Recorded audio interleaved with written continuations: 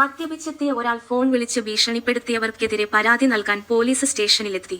ഒരു ക്രൈം നോവലിസ്റ്റാണെന്ന് സ്വയം പരിചയപ്പെടുത്തിയ അദ്ദേഹം ഭീഷണി കോളുകളെല്ലാം തന്റെ നോവൽ കഥാപാത്രങ്ങളിൽ നിന്നാണെന്ന് വിശദീകരിച്ചു.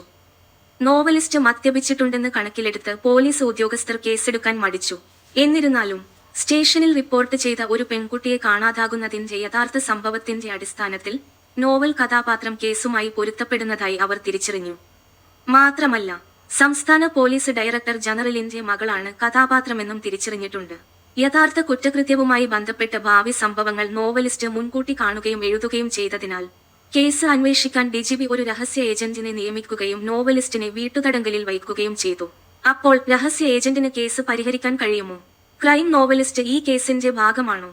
2022-ൽ പുറത്തിറങ്ങിയ ഈ ഇൻവെസ്റ്റിഗേറ്റീവ് ത്രില്ലർ അരുൾനിധി, മധു, അച്യുത് കുമാർ എന്നിവർ അഭിനയിച്ച ദേജാവു എന്ന് ആമസോൺ പ്രൈമിൽ കാണാം.